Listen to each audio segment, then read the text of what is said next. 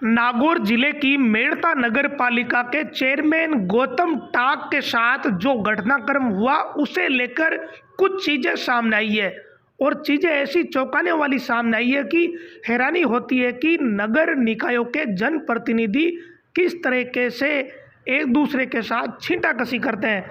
दरअसल इस पूरे मामले में मेड़ता की महिला पार्षद ने गंभीर प्रवृत्ति के आरोप लगाए।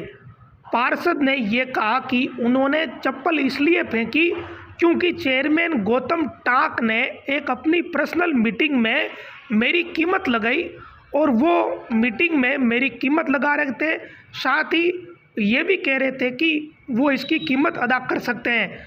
उस पर्सनल मीटिंग की बात बाज़ार में फैल गई और पार्षद ने यह तक कहा कि चेयरमैन के गुट के पार्षदों ने हमें ये बातें बताई। महिला पार्षद लोहाटी ने कहा कि मेरे परिवार के बैकग्राउंड को सब जानते हैं। चेयरमैन ने गंभीर प्रवृत्ति के जो आरोप उन पर लगाए उससे ये पता चलता है कि वो किस हद तक गिर सकते हैं। साथ ही कहा कि चेयरमैन ये भी आरोप लगा रहे हैं कि हम चेयरमैन बनने के लिए किस हद तक गिर सकते हैं, लेकिन हमारे परिवार का ये स्तर नहीं है। पार्षद लाहौटी ने कहा कि ये केवल मेरा मामला नहीं है बल्कि नारी शक्ति का, मैं इसे सहन नहीं कर सकती।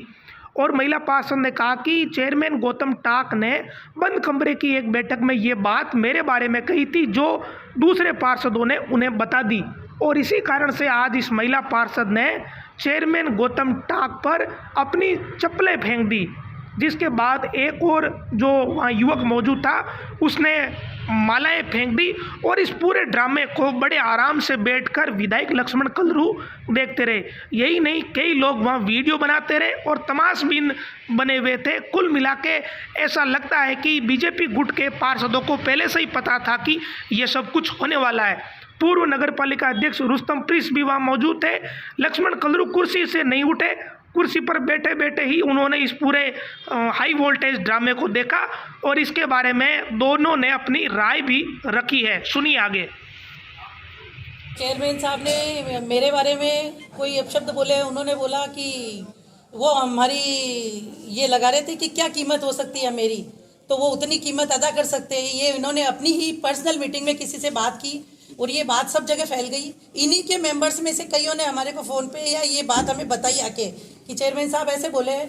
तो मैं आज जिस परिवार से बिलोंग करती हूँ, शायद मेड़ता में आप सब भी परिचित होंगे, तो सभी की बहन बेटियाँ होती हैं, लेकिन और ऊपर से चेयरमैन साहब हमारे पे ब्लेम लगा रहे हैं कि हम चेयरमैन बनने के लिए इतना गिर सकते हैं। तो इतना गिरना हमारे परिवार की शिष्टता नहीं है। और लेकिन नारी शक्ति का ये मेरा एक अकेली का अपमान नहीं था, ये समस्त नारी शक्ति का अपमान था।